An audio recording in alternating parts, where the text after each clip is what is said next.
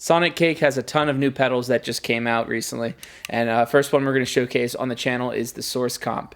This is a compressor with all of the features that you would expect from something that's 10 times the price. Most of the affordable compressors I see are typically 1 knob or 2 knob or 3 knobs. We've actually got controls for input, output, your dry blend, the attack, the release, as well as the ratio. And we even have an LED that shows the gain reduction. So it's really got all the features. Let's go over the controls real quick and then we'll get a chance to listen to it. First one, top right here, this is your input gain. On some compressors, this is called a threshold, and it actually works backwards. You turn it down if you want to hear more compression. But in this case, this is the amount of signal that you're sending into the compressor. If you want to compress more, turn that up, send more signal in. Okay, to match that, we have an output control, output gain or output volume. This is what you're going to use to balance the signal. So get your compressor kind of set roughly in the sound that you want, and then the last thing you'll do is match the output gain probably to the bypassed sound. So play with the compressor engaged, bypass it, and try and match that volume, or if you want to use your compressor as a boost, you can do that with the output gain. Turn it up a little bit. Okay, then we have a dry blend here. Top knob on the left now. In the minimum position, there is no dry signal coming through.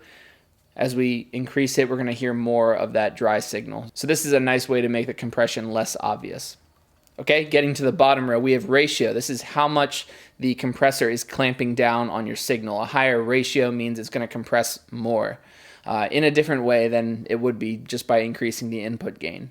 The attack knob is really useful for getting kind of the tone of the compressor dialed in, not literally tone as it pertains to EQ, but when you think of different compressed sounds, usually the attack knob is really important here. If you want a really quick, like punchy, kind of think like Brad Paisley chicken pickin' style, you want a really quick attack setting. If you want a slow, more sustained kind of blooming sound, something that's going to work great to feed into distortion, you're going to want a little bit of a slower attack. So increase that if that's what you're using the compressor for. The release is the opposite. So the attack controls how quick that compressor clamps down. The release decides at what point, once it leaves the threshold that the compressor is working, does it let it open back up.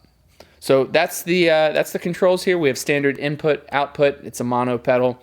The LED should show you how much it's reacting to your signal. And power-wise, you can just power it with a standard 9-volt center tip negative DC power supply. A very normal type of power supply for a pedal. No 9-volt battery on this. It's simply too small. But if you wanted to, you could purchase from a third party, that is, a 9-volt adapter to go along with this. So let's take a listen to the Source Comp.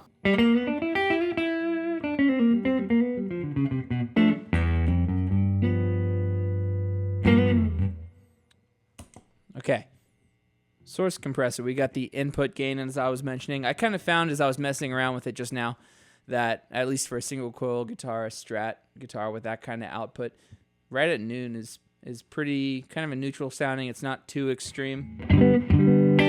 Remember, the input is kind of what sets the volume heading into the compressor. So you want more compression, boost that a little bit. If you want less, take it down. The LED here, you can see, is green. There's no compressioning happening right now. If I play lightly, it turns yellow. And the harder I play, and also it's affected by the amount of the input gain here, it's going to slowly creep towards a red color. So somewhere in between orange maybe. And if I really dig in, you're going to see more of a red color. So it's kind of nice that there's a little bit of a gain reduction meter happening there with a simple LED light. Okay, we have the output control, which is what I would use to balance the signal. So once you figure out what sound you like, there's a lot more to do here, but once you figure out the compression sound, you want to use this output knob to, most of the time anyway, make the volume of the pedal when it's engaged match the volume when you're bypassed.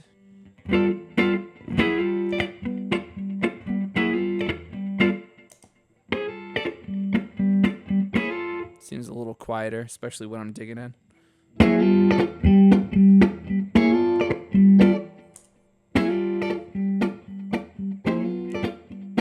Yeah.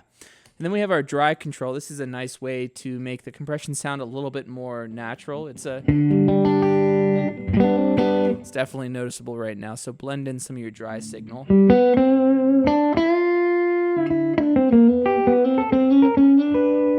The main thing that I hear is that the onset of the note is not so kind of punchy when you bring in a little bit of the dry signal. So you still get the nice sustain of that compressor, but the attack of the note is not so obviously compressed. That's a difficult thing to hear, kind of. I'm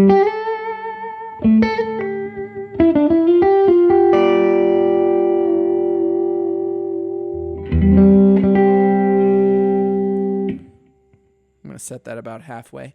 And then getting into the ratio, attack, release, the controls here on the bottom. The ratio, it affects compression in the same way that input does. Well, in a different way. They both affect compression. Input kind of helps you reach that point where the compressor is going to start reacting. Ratio decides, okay, once you pass that point, how much are we affecting the dynamics? So if you want a more extreme sound, go for a more extreme ratio setting.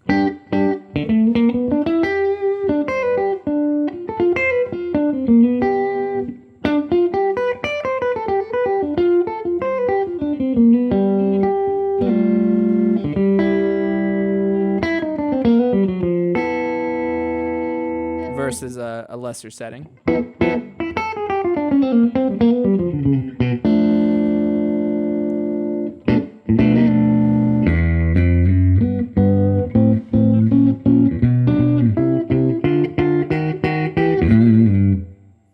Yeah, and then our attack setting, the attack and the release are working maybe opposite of what you would think.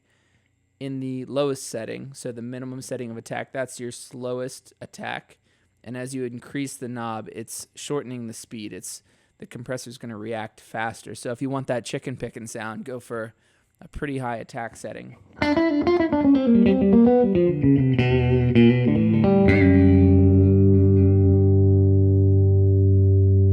Versus a slower setting.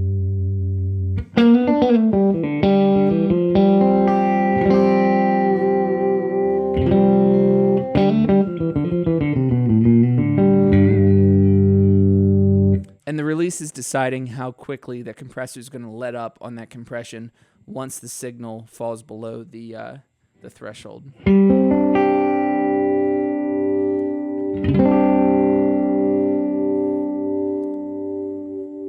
I always say that if you're going for a certain kind of sound, you want a high attack and a low release, and the vice versa is also true. If you want the other opposite kind of sound, you want a fast attack and a slow release. So just some tips for kind of figuring out the compression tone.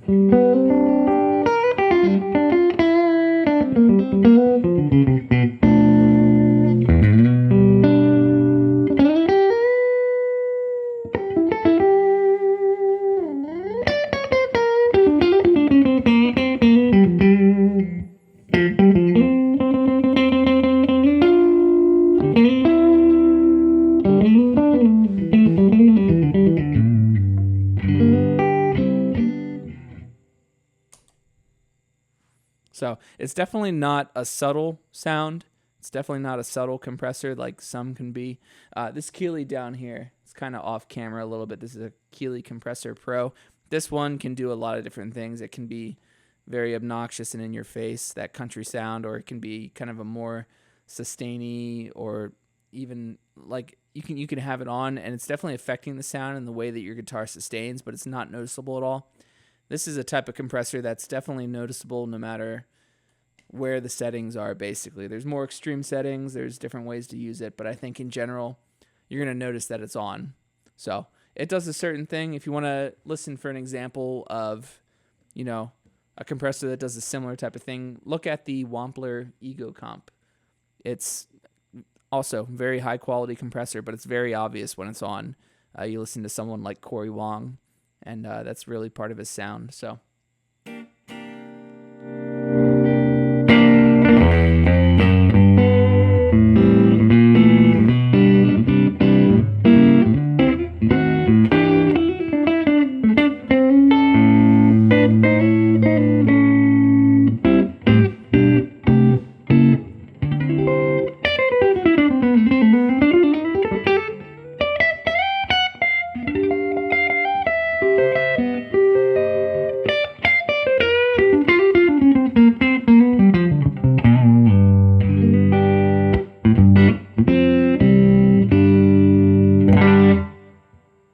So that's the Sonicake Source Comp. Last thing, real quick, if this video helped you and you're thinking about purchasing it, actually, years ago, Sonicake had reached out and offered to set up a discount code for my viewers.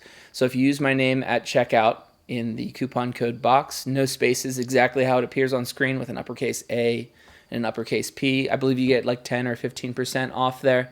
So Sonicake, we've been collaborating for years, and there's so many demos on this channel at this point.